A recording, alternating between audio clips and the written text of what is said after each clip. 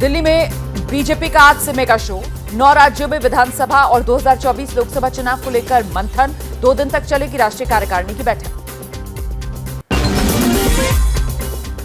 BJP राष्ट्रीय कार्यकारिणी की बैठक के बीच आज दिल्ली में पीएम मोदी का रोड शो। पटेल चौक से एनडीएमसी कन्वेंशन सेंटर तक निकलेगी यात्रा। कल शाम 4 बजे प्रधानमंत्री के संबोधन से कार्यकारिणी की बैठक समाप्त होगी। गुजरात की बंपर जीत के लिए पीएम नरेंद्र मोदी का संगठन की ओर से किया जाएगा स्वागत। बीजेपी की बैठक में कुल 8 एजेंडों पर चर्चा। मीटिंग में राजनीतिक आर्थिक प्रस्ताव होंगे पास। विधानसभा लोकसभा चुनाव के एजेंडे की दिखेगी झलक।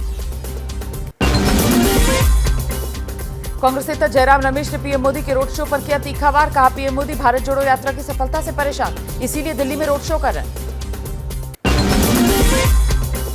राहुल गांधी की भारत जोड़ो यात्रा जलंधर के खालसा कॉलेज से शुरू। पूर्व ओलंपियन प्लेयर्स से मुलाकात की। जलंधर के तालाब मंदिर में पूजा की। भारत जोड़ो यात्रा में शामिल जलंधर से सिद्धू मूसेवाला के पिता बलकौर सिंह भी हुए। राहुल गांधी के साथ कुछ दूर तक यात्रा में शामिल रहे।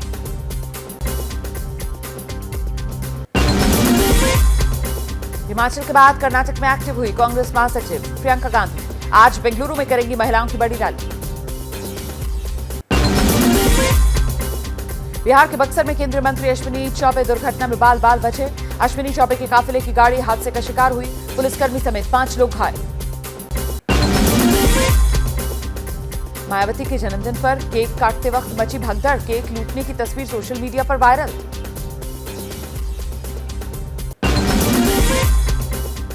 दिल्ली से गिरफ्तार संदिग्धों को लेकर बड़ा खुलासा। कांग्रेस, शिवसेना और बजरंग दल के 3 नेताओं की हत्या का प्लान था। 27 और 31 जनवरी को टारगेट किलिंग को देना था अंजाम। अग्निवीरों के पहले बैच को आज मिलेगा देश प्रेम का मोदी मंत्र। थोड़ी देर में वीडियो कॉन्फ्रेंसिंग के जरिए पीएम करेंगे संवाद। चुनाव आयोग के साथ आज 8 राष्ट्रीय पार्टियां और 57 राज्य स्तरीय पार्टियों की बैठक। मीटिंग में घरेलू प्रवासी मतदाताओं के लिए रिमोट वोटिंग मशीन पर होगी चर्चा। स्विट्जरलैंड के दावोस में आज शुरू होगी विश्व आर्थिक मंच की बैठक। मीटिंग में यूक्रेन संकट, जलवायु परिवर्तन जैसे मुद्दों पर चर्चा होने की संभावना है। विमान हादसे पर नेपाल सरकार का बयान आया। लापता 4 यात्रियों को ढूंढने का अभियान जारी है। हादसे के वक्त 5 भारतीयों समेत विमान में सवार थे 72 यात्री।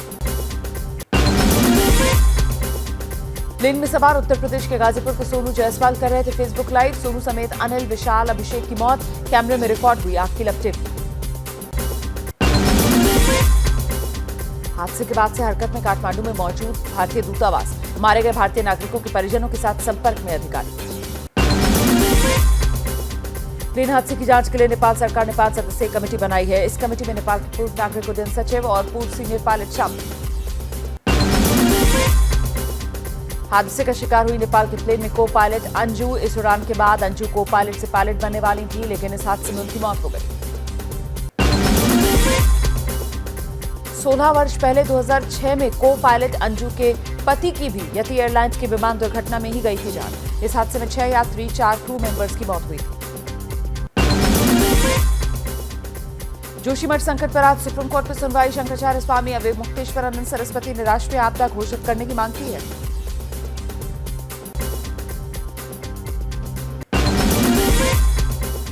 जोशीमठ में राहत बचाव पर मोदी रख रहे हैं सीधी नजर। पीएमओ के उप सचिव मंगेश घिडियाल जोशीमठ पहुंचे। रोपवे, घरों, दरारों वाले हिस्सों का निरीक्षण किया। नेशनल जियोफिजिकल इंस्टीट्यूट हैदराबाद ने जोशीमठ में जमीन का सर्वे शुरू किया है। जोशीमठ के खतरनाक इलाकों की पहचान की जा रही है। जोशीमठ में एशिया के सबसे लंबे रोपवे पर संकट के बादल। टार्स में 6 फीट तक गहरी दरारें आईं। एहतियातन बंद है रोपवे का संचालन। टिहरी के घनसाली में भिलंगना नदी पर बन रहे पावर प्रोजेक्ट को लेकर खतरे का अंदेशा। ग्रामीणों को सताने लगा डर। 30 किलोमीटर की दूरी पर 2 प्रोजेक्ट। जोशीमठ से जमीन धंसने के बाद पास के चाई गांव में पहली बार दिखी दरारें। ग्रामीणों में दहशत, घरों के टूटने का खतरा मंडराया। उत्तराखंड के यमुनोत्री धाम में भारी बर्फबारी। मंदिर परिसर में जमी आधा फीट बर्फ। पुनर्निर्माण का काम बंद। पैदल मार्ग पर जमी 3 इंच बर्फ। उत्तराखंड के गंगोत्री धाम पर भी बिछी बर्फ की चादर। मां गंगा के मंदिर परिसर में हर तरफ बर्फ है। उत्तरकाशी के निचले इलाकों में हल्की बारिश। उत्तराखंड में हेमकुंड साहिब का रास्ता भारी बर्फबारी की वजह से बंद। 4 फीट तक बर्फ जमी। ठंड की वजह से वापस लौटे सड़क बना रहे मजदूर।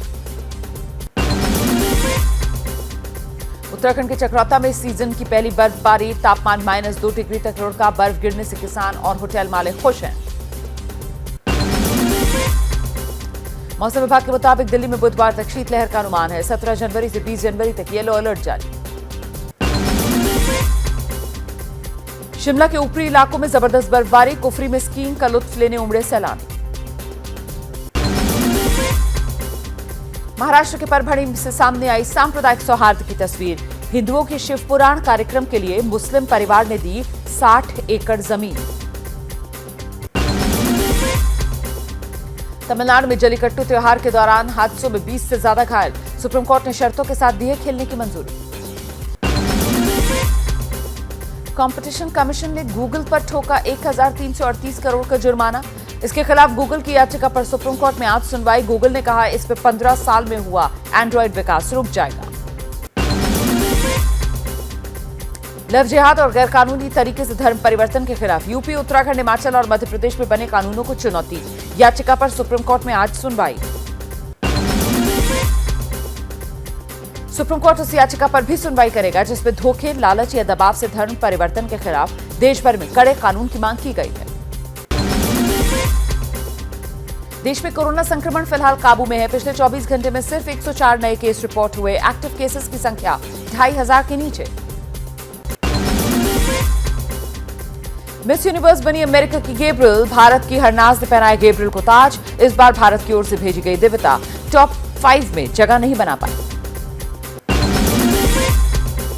विराट कोहली ने ठोकी वनडे में 46वीं सेंचुरी। भारत ने ऐतिहासिक जीत के साथ श्रीलंका के खिलाफ किया सीरीज में क्लीन स्वीप। विराट कोहली ने भारत में सचिन का 20 वनडे शतक का रिकॉर्ड तोड़ा। इसके अलावा इंटरनेशनल क्रिकेट में विराट के 74वें शतक पूरे हो गए हैं। सचिन के टेस्ट और वनडे में मिलाकर 100 शतक हैं। क्या मजबूरी है मेरी, बताइए। मैं अभी आपको बताती हूँ कि मैंने ओए होए होए होए नमकीन के चटकारे लेते हुए टकटकी मार के डिबेट शो को पॉज रिपीट कर करके देख रहे हैं जोगिंदर जी। इनकी तरह आप भी देखें अपनी फेवरेट डिबेट्स को रिपीट कर और डाउनलोड कीजिए एबीपी लाइव ऐप अपने स्मार्ट टीवी पर।